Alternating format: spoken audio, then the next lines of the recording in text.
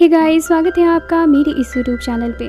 और आज हम बात करेंगे वर्ष 2015 में बनी एक Hollywood movie attack on Titan की। आज से 100 साल पहले इंसान के रूप में राक्षस कहलाने वाले टाइटन्स आए और इंसानों को खत्म करने लगे। वो हर गांव और शहर को बारी बारी से बर्बाद करके इंसानों का नामो निशान मिटाने लगे। और इनसे जो इंसान बच गए उन्होंने खुद को बचाने के लिए 3 विशाल दीवारों के अंदर अपने आप को कैद कर लिया और उन दीवारों के बीच में शांति से रहने लगे। मगर आज 100 साल बाद भी उन्हें ये डर बना हुआ है कि आज नहीं तो कल ये दीवारें गिर सकती हैं। दीवार के अंदर लोगों को 3 कैटेगरी में बांटा गया था। पहले हिस्से में किसान और वर्कर्स को रखा गया था। दूसरा हिस्सा इंडस्ट्रियल था जहाँ कारखाने लगे हुए थे। और पहले हिस्से में अमीर लोग रहा करते थे जो सभी पर शासन करते थे। यहीं पर एक लड़का था जिसका नाम एरिन था। वो टाइटन्स को नहीं मानता था। उसे बस लगता था कि ये सब बस किताब की कहानियां हैं।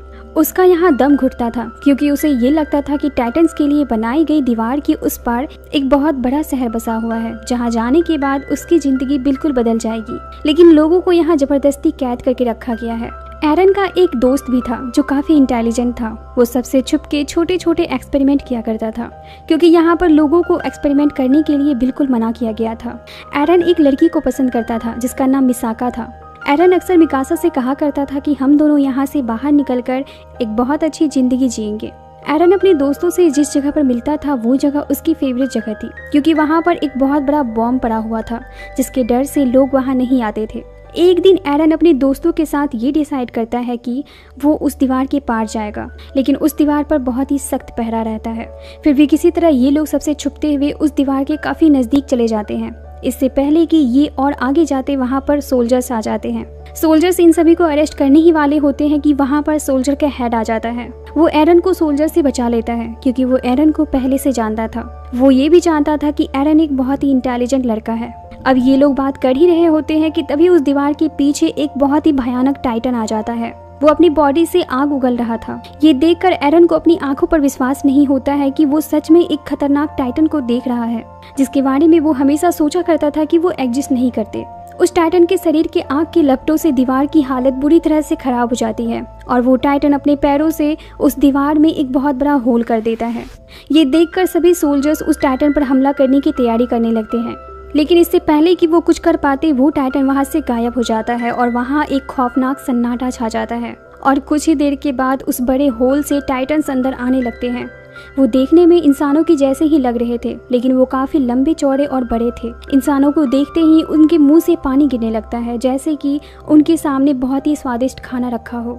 टाइटन्स को देखकर आर्मी लीडर उन पर बॉम्ब से अटैक करवाते हैं, लेकिन वो ये देखकर हैरान हो जाते हैं कि टाइटन के डिस्ट्रॉय हो चुके बॉडी पार्ट्स खुद रिपेयर हो रहे हैं, मतलब कि इन्हें मारना इम्पॉसिबल है। अब ये सभी टाइटन्स एरिया 3 को चारों तरफ से घेर लेते हैं और इंसानों को पकड़ पकड़ कर खाने लगते हैं। लोग खुद को बचाने की बहुत कोशिश करते हैं, लेकिन वो इन टाइटन्स के सामने चींटी के बराबर थे। सोल्जर्स भी टाइटन के सामने हार मान लेते हैं और अपने भयानक मौत से बचने के लिए खुद को सूर करने लगते हैं। अब ये टाइटन्स लोगों को कुचलते हुए एरिया 3 के शहर में घुसने लगते हैं। ये सब देखकर एरन मिसाका को लेकर वहां से भागने लगता है। टाइटन्स हैवानियत की सारी हदें पार करते हुए शहर में भी लोगों को पकड़ पकड़ कर अपना निवाला बनाते हैं। एरन देखता है कि बहुत सारे लोग टाइटन्स से बचने के लिए उस शहर के एक बहुत ही बड़े घर में जाकर छुप रहे हैं। एरन भी मिसाका को लेकर वहां जाने लगता है, लेकिन तभी मिसाका को रास्ते में एक छोटी सी बच्ची दिखाई देती है। उसे बचाने के लिए वो उसके पास चली जाती है और वहीं एरन लोगों की भीड़ के बीच घसीटता हुआ उस घर के अंदर चला जाता है और एक आदमी उस घर में ज्यादा जगह ना होने के कारण उस घर का दरवाजा बंद कर देता है। एरन उस दरवाजे को खोलने की बहुत कोशिश करता है, लेकिन लोग उसे ऐसा करने से मना करते हैं। अब एरन खिड़की से मिसाका को देख रहा होता है। वो बहुत लाचार होता है क्योंकि वो मिसाका के लिए कुछ भी नहीं कर सकता था। मिसाका भी एक टक एरन को देखती है। ये देखकर एरन मिसाका के लिए रोने लगता है और तभी एक बहुत ही भयानक टाइटन मिसाका और उस बच्चे को अपना निवाला बना लेता है। अब एरन किसी तरह उस घर से बाहर निकल आता है और बाहर निकलने पर वो देखता है कि जिस घर में लोगों ने टाइटन से बचने के लिए शरण ली थी, टाइटन्स उस घर के छत को तोड़कर लोगों को वहां से निकाल कर खाने लगते हैं और वहां खून की नदी बहने लगती है। अब हमें 2 साल बाद का वक्त दिखाया जाता है जहां पर बचे हुए लोगों को इंडस्ट्रियल एरिया में शरण लेनी पड़ती है क्योंकि तीसरी एरिया जहां पर किसान और वर्कर्स रहा करते थे अब वहां भी टाइटन्स का राज हो चुका था। इधर इंडस्ट्रियल एरिया में लोगों की संख्या बढ़ने से खाने पीने की बहुत दिक्कत हो गई थी जिसके कारण लोग भूख से मर रहे थे। इसलिए आर्मी ये डिसाइड करती है कि वो उस तीसरी एरिया जहाँ से अनाज की सप्लाई हुआ करती थी, उस एरिया से टाइटन्स को किसी भी सूरत में बाहर निकालेंगे। इसके लिए आर्मी ने एक टीम तैयार की थी जिसे पिछले 2 सालों से ट्रेनिंग दिया जा रहा था। इस टीम में एरन और उसका दोस्त भी होता है जो टाइटन्स के हमले से बचकर निकल गया था। एरन इस टीम में इसलिए शामिल था क्योंकि वो मिसाका की मौत का बदला टाइटन से लेना चाहता था। आर्मी के कमांडर जिसका नाम कुबाल था, वो डिसाइड करते हैं कि हम आज रात ही इस मिशन पर निकलेंगे। उनका मिशन था उस होल को बंद करना जिसके द्वारा टाइटन एरिया 3 में आए थे, और होल के बंद होने के बाद एरिया 3 में जितने भी टाइटन्स बचेंगे उन्हें खत्म करना। अब एक लेडी कमांडर सभी आर्मी को एक वेपन के बारे में बताती है जिसके द्वारा वो हवा में आराम से उड़ सकते थे, और वो आर्मी को टाइटन्स को मारने का एक सीक्रेट भी बताती है। वो ये कि टाइटन के गले पर वार करने पर टाइटन्स को मारा जा सकता है और वो दोबारा जिंदा भी नहीं होंगे। अब रात होने पर सभी टीम मेंबर्स उस होल से दूसरी तरफ जाते हैं क्योंकि रात में सारे टाइटन्स सो जाते हैं। एरिया 3 में आगे बढ़ने पर एक लेडी सोल्जर को किसी बच्चे की रोने की आवाज़ आती है। उसे लगता है कि कोई छोटा बच्चा मुसीबत में है, इसलिए वो चेक करने के लिए उस ओर जाने लगती है। उसके पीछे एरन भी जाता है, लेकिन जैसे ही वो एक टूटे हुए बिल्डिंग के अंदर जाती है उसकी नज़र टाइटन के एक बच्चे पर पड़ती है जो इंसानी मांस को खा रहा होता है, और इन दोनों को देखते ही वो बच्चा जोर जोर से रोने लगता है और उस बच्चे की आवाज़ सुनकर सारे टाइटन्स जाग जाते हैं और इन लोगों की तरफ आने लगते हैं। अब ये सभी उन टाइटन से चारों तरफ से घिर जाते हैं। ये देखकर वो कमांडर हथियार की गाड़ी लेकर वहाँ से भाग जाता है। अब यहाँ पर जितने भी बचे हुए सोल्जर्स थे उन्हें कुछ भी समझ नहीं आता है कि वो अपने आप को टाइटन से कैसे बचाएं। तभी वहाँ पर टाइटन्स का शिकारी कैप्टन सिकीशिमा वहाँ आ जाता है जो बहुत सारे टाइटन्स के गर्दन के नस को काटकर उसे मार डालता है, और वहाँ पर कैप्टन सिकीशिमा के साथ एक और बहादुर लेडी सोल्जर होती है। वो और कोई नहीं बल्कि मिसाका होती है जो अभी भी जिंदा थी। दोनों मिलकर टाइटन्स पर हमला करने लगते हैं। मिसाका एरन को देखकर उसे इग्नोर करती है। वो उसके लिए अपना कोई भी फीलिंग एक्सप्रेस नहीं करती।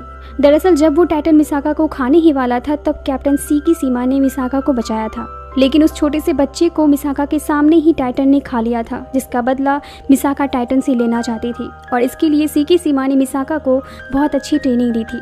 अब कुछ देर बाद उन सभी का कमांडिंग ऑफिसर कुबाल वहां आता है। वो कहता है कि एरिया 3 में हमारे बहुत सारे वेपन्स रखे हुए थे, इसलिए मुझे उन वेपन्स को ढूंढने के लिए वहां से निकलना पड़ा, लेकिन अब वो वेपन्स हमें मिल गए हैं और उसे जल्द से जल्द हमें यहाँ से लोड करके अपने साथ ले जाना होगा। अब सारे सोल्जर्स मिलकर उन वेपन्स को गाड़ी में लोड करते हैं। अब रात में सब वहीं आराम करते हैं। इसी दौरान मौका देखकर एरन सिकीशिमा से मिलने जाता है क्योंकि उसे भी एक बेहतरीन सोल्जर बनना था। सिकीशिमा उससे कहता है कि इंसान का सबसे बड़ा दुश्मन उसका डर है, इसलिए अगर तुम अपने डर को दूर करके टाइटन्स का सामना करोगे तो तुम भी उसे मार पाओगे। अब रात में टाइटन्स इनकी हलचल को महसूस कर लेते हैं और इन पर हमला करके कुछ लोगों को खा जाते हैं। ये देखकर सोल्जर्स लगातार टाइटन पर हमला करने लगते हैं, और वहीं दूसरी तरफ एक चोर वेपन की गाड़ी को लेकर वहां से भागने की कोशिश करता है, लेकिन तभी एक महिला सोल्जर जिसके पति को कुछ देर पहले ही टाइटन्स ने उसके सामने ही खा लिया था, वो उस वेपन की गाड़ी में आग लगा देती है और उस चोर को गाड़ी से धक्का देकर खुद उस गाड़ी को ड्राइव करती हुई टाइटन्स की ओर ले जाती है। टाइटन्स के पास जाते ही वो ट्रक ब्लास्ट कर जाता है, लेकिन इतने बड़े ब्लास्ट के बाद भी टाइटन्स पर कोई असर नहीं पड़ता। उधर कुबाल सारे सोल्जर्स को यहाँ मरता हुआ फिर से छोड़कर भाग जाता है। अब ये सारे सोल्जर्स टाइटन के बीच बुरी तरह से फंस जाते हैं। काफी सारे टाइटन्स को मारने के बाद भी वो टाइटन्स की संख्या को कम नहीं कर पा रहे थे। इसी बीच एरन को सिकीशिमा की बातें याद आ जाती है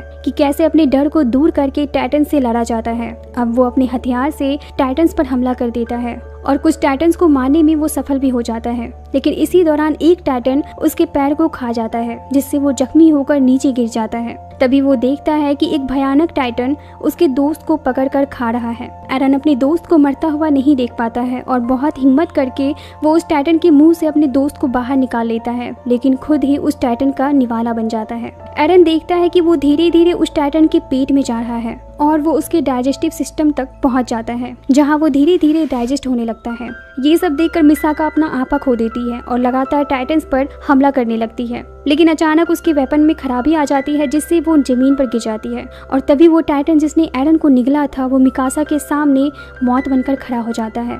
और मिसाका देखती है कि अचानक उस टाइटन को अपनी बॉडी में कुछ अजीब सा फील होता है, और देखते ही देखते उसका पूरा बॉडी डिस्ट्रॉय हो जाता है और उस बॉडी से एक बहुत ही भयानक टाइटन बाहर निकलता है। अब वो टाइटन बाकी सारे टाइटन्स को मारने लगता है। इस टाइटन को गौर से देखने पर सभी को पता चलता है कि ये कोई और नहीं बल्कि एरन है। अब कुछ ही देर में टाइटन एरन कमजोर पड़ने लगता है और वो मरने लगता है। तभी वो कमांडर आता है जो एरन को जानता था। वो कहता है कि एरन के गले का पिछला हिस्सा काट दो। किसी को कुछ भी समझ नहीं आता, लेकिन मिसाका उसकी बात मानकर एरन के गर्दन को काट देती है और तभी एरन उसकी बॉडी से बाहर आ जाता है। सबको ये देखकर आश्चर्य होता है कि एरन के बॉडी पार्ट्स जो कट गए थे वो फिर से रीजनरेट हो चुके थे और ये सब कुछ सीकी सीमा ऊपर से देख रहा होता है और उसके फेस पर एक स्माइल होती है। इसके बारे में हमें आगे पता चलेगा। अब हमें एरन के बचपन का सीन दिखाया जाता है जहाँ पर एरन के डैड जो एक साइंटिस्ट थे वो एरन को एक इंजेक्शन लगा रहे थे। उस समय वो कमांडर भी वहाँ मौजूद था। एरन की मॉम अपने हस्बैंड को ऐसा करने से मना करती है। इस पर एरन के डैड कहते हैं कि मैं अपने बेटी को एक शक्तिशाली योद्धा बनाना चाहता हूँ ताकि वो आगे चलकर टाइटन्स जैसे शैतान से लड़ सके। अब कुछ ही देर में उस घर के बाहर गवर्नमेंट ऑफिसर आ जाते हैं। ये देखकर एरन के मॉम और डैड एरन को उस कमांडर के साथ छुपा देते हैं। अब वो ऑफिसर्स घर के अंदर आ जाते हैं। उन ऑफिसर्स के ग्रुप में कुबाल भी शामिल था। ऑफिसर एरन के डैड को कहता है कि यहाँ पर किसी भी तरह के एक्सपेरिमेंट को करने से मना किया गया है और तुमने कानून तोड़ा है। ये कहकर वो ऑफिसर एरन के मॉम और डैड को मारकर उस घर को जला देते हैं, लेकिन वो कमांडर एरन को वहाँ से लेकर भागने में सफल हो जाता है। वहीं हमें प्रेजेंट टाइम में एरन को दिखाया जाता है जिसकी आंख खुलती है तो उसे पता चलता है कि कुबाल ने उसे बांध के रखा है और वो ये बात सोच सोचकर हैरान हो रहा था कि क्या वो सच में एक टाइटन बन गया था। कुबाल ने एरन को इसलिए कैद करके रखा हुआ था क्योंकि वो एरन को एक खतरा समझता था। वो समझ चुका था कि एरन किसी एक्सपेरिमेंट के द्वारा ही खुद को टाइटन में बदल सकता है, लेकिन कुबाल किसी भी तरह के एक्सपेरिमेंट को कानूनन अपराध मानता था। दरअसल कुबाल ये चाहता था कि इंसान को टाइटन्स के डर से इस दीवार के अंदर ही अपनी जिंदगी गुजारनी चाहिए। ये सब देखकर वो कमांडर एरन के फेवर में बोलने के लिए सामने आता है, लेकिन उससे पहले कि वो कुछ बोल पाता कुबाल उसे शूट करवा देता है। लेकिन मरने से पहले वो कमांडर एरन को बता देता है कि तुम्हारे मॉम और डैड की मौत का जिम्मेदार कुबाल है। ये सुनते ही एरन के सभी साथी धीरे धीरे उसके फेवर में बोलने लगते हैं। इससे पहले कि कुबाल कुछ कर पाता वहाँ पर एक बहुत ही भयानक टाइटन आ जाता है। उसे देखकर एरन के सारे दोस्त उस पर हमला करते हैं, लेकिन उस हमले से उसे कुछ नहीं होता और वो एरन को अपने साथ लेकर वहाँ से चला जाता है और इन सब के बीच कुबाल वहाँ मारा जाता है। अब एरन के दोस्तों को कुछ भी समझ नहीं आता है कि वो अब क्या करे, क्योंकि एरन भी उसके साथ नहीं था, लेकिन उन्हें उस दीवार में बने बड़े से होल को किसी तरह बंद करना था ताकि टाइटन्स को इंसानी एरिया से दूर रखा जा सके। तभी एरन के दोस्त को याद आता है कि अभी भी उनके पास एक बड़ा बॉम्ब है जिसका यूज वो अपने मिशन में कर सकते हैं। अब ये लोग उस बॉम्ब को लाने के लिए एरिया 3 में जाते हैं। वहीं दूसरी तरफ हमें एरन को दिखाया जाता है। वो देखता है कि वो एक अलग ही कमरे में है। वहाँ पर सीकी सीमा होता है। वो एरन को टाइटन्स के बारे में बताता है। वो कहता है कि टाइटन्स कोई और नहीं बल्कि इंसान ही है। इंसानों ने ही मानव जाति की एक नई प्रजाति टाइटन्स को बनाया था हथियार के रूप में इस्तेमाल करने के लिए, लेकिन उनका ये एक्सपेरिमेंट फेल हो गया और टाइटन्स इंसानों के ही दुश्मन बन गए और हमारे गवर्नमेंट ने टाइटन्स का डर दिखाकर हम पर शासन करना शुरू कर दिया। इसलिए सरकार ने कभी भी टाइटन्स को पूरी तरह से खत्म करने की कोशिश नहीं की, क्योंकि अगर वो ऐसा करते तो हम लोग आजाद हो जाते। वो कहता है कि मुझे पता है कि तुम्हारे डैड भी एक साइंटिस्ट थे। उन्होंने बचपन में ही तुम्हें वो शक्ति प्रदान की थी जिसके द्वारा तुम आगे चलकर टाइटन से लड़ सको, जैसा कि तुमने किया। वहीं दूसरी तरफ हमें एरन के दोस्तों को दिखाया जाता है जो उस बॉम्ब को ट्रक में लोड करके उस होल की तरफ ले जा रहे होते हैं और तभी सीकी सीमा उनका रास्ता रोक लेता है और कहता है कि इस बॉम्ब का यूज हम इनर वॉल को गिराने में करेंगे, जिससे कि गवर्नमेंट का पासा पलट जाएगा। टाइटन्स के इनर एरिया में एंटर करने के बाद गवर्नमेंट को भी पता चलेगा कि टाइटन्स के हमले से किस तरह जिंदगी नरक बन जाती है, लेकिन एरन और उनके दोस्त सीकी सीमा को ऐसा करने से मना करते हैं। वो कहते हैं कि इससे बहुत सारे निर्दोष लोग मारे जाएंगे और इस बात पर एरन और सीकी सीमा में बहस हो जाती है और इसके बाद इन दोनों के बीच फाइट होने लगती है। इस दौरान सीकी सीमा खुद को मारकर टाइटन में बदल जाता है और यहाँ हमें ये पता चलता है कि सीकी सीमा भी एक टाइटन बन सकता था और ये वही टाइटन था जो एरन को अपने साथ लेकर गया था। अब एरन भी खुद को टाइटन में बदल लेता है और इन दोनों के बीच एक घमासान युद्ध होता है। सीकी सीमा एरन पर लगातार वार करने लगता है, लेकिन तभी एरन अपनी फाइटिंग स्किल से उसे हरा देता है और अब एरन उस बॉम्ब को उस दीवार के ऊपरी हिस्से में फिट कर देता है ताकि उसका मिशन कंप्लीट हो जाए। लेकिन तभी वहाँ पर कुबाल आ जाता है, जिसे देखकर सब हैरान हो जाते हैं कि वो अभी भी जिंदा है। वो कहता है कि एरन को मेरे हवाले कर दो, क्योंकि वो नहीं चाहता था कि कोई भी इंसानों की मदद करे। वो ये चाहता था कि इंसान हमेशा उनके गुलाम बनकर रहे। लेकिन तभी एक लेडी सोल्जर तीर से हमला करके कुबाल को मार डालती है। लेकिन हमले के बाद कुबाल एक बहुत ही भयानक किंग टाइटन में बदल जाता है, जिसे देखकर हमें पता चलता है कि मूवी की शुरुआत में जिस टाइटन ने दीवार में होल बनाया था वो कोई और नहीं बल्कि कुबाल था। अब वो इस मिशन को रोकने की कोशिश करता है, लेकिन तभी वहाँ पर सीकी सीमा आ जाता है और वो उस बॉम्ब को ले जाकर किंग टाइटन कुबाल के मुंह में डाल देता है। जिससे एक बहुत ही बड़ा ब्लास्ट होता है और वो मारा जाता है। इस ब्लास्ट से उस दीवार का ऊपरी हिस्सा नीचे गिरता है, जिससे वो बड़ा सा होल बंद हो जाता है। ये देखकर सभी काफी खुश हो जाते हैं और इसके साथ ही एरन और मिसी कामा का समुद्र और बाहरी दुनिया देखने का सपना भी पूरा हो जाता है। इसी के साथ इस मूवी का द एंड होता है। इसी तरह के मूवीज एक्सप्लेनेशन वीडियोस देखने के लिए मेरी वीडियोस को लाइक करें और चैनल को सब्सक्राइब जरूर करें। Thank you.